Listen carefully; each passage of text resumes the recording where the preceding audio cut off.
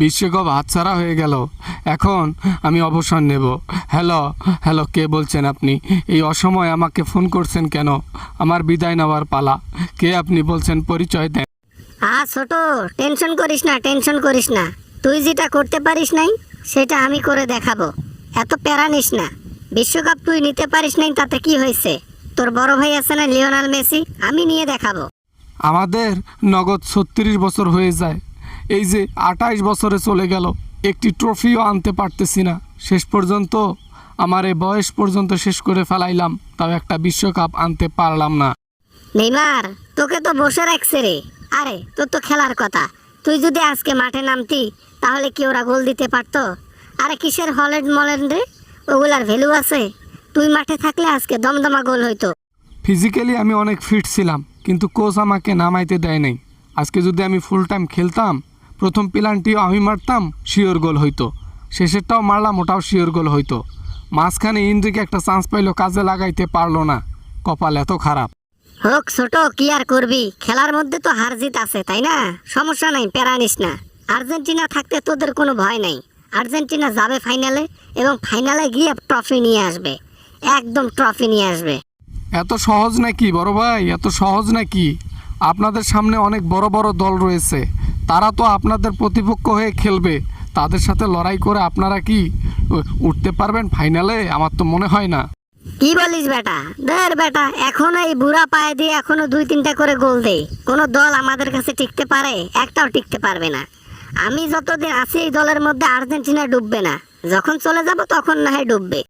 এই এই এত বয়সেও তুমি গোল দিতে পারো, আর আজকে আমি ইনজুরির কারণে ম্যাচগুলো খেলতে পারলাম না। আজকে আমি খেললে হয়তো অ্যাটাকিংটা আরও ভালো হইতো। আজকের খেলাটা এত বাজে খেললো ব্রাজিল, ভাবতেই পারলাম না। প্যারা নিস না নেইমার, প্যারা নিস না। আরে বেটা, খেলার মধ্যে হার জিত আছে, তাই বলে কি মাঠের মধ্যে বসে কান্না করতে হবে?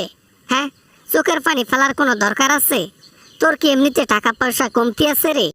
আমার কপালে না জুটলো একটি ব্যালন ডিওর, না জিতলো আমার একটা ফিফা ওয়ার্ল্ড কাপ।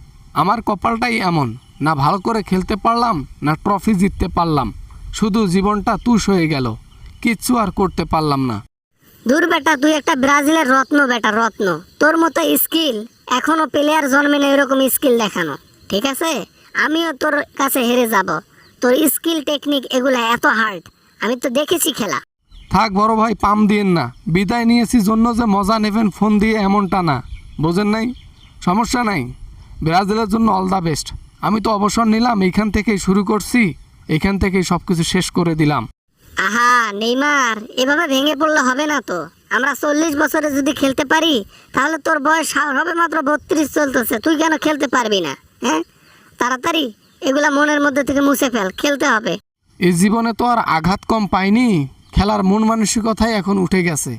আর খেলতে মন চায় না, দরকার নেই। ওই ইনজুরিতে পড়ে থাকার চেয়ে একবারে অবসর নিয়ে বসে থাকাটাই অনেক ভালো আমি মনে করি। এত প্লেয়ার থাকতে খালি তোকে ফাউল করে, খালি তোকে ফাউল করে কেন রে? হ্যাঁ, ফাউল করে ভালো কথা, তোর হারে এত দুর্বল কেন? ফাউল করার সঙ্গে সঙ্গে এমন এমন আঘাত পাস, ওই আঘাতে ইনজুরিতে চলে যায় 6 মাসের জন্য। সবই ঈশ্বরের দেওয়া খেলা। এই লীলা খেলায় আমার কপালে যা আছে তা তো হয়েই গেছে। এখন তো আর চাইলেও সময় বদলাতে পারবো না, কিচ্ছু করার নেই। এখন আমি কান্না করব মনটা খুলে। রেখে দিলাম ফোন, বাই।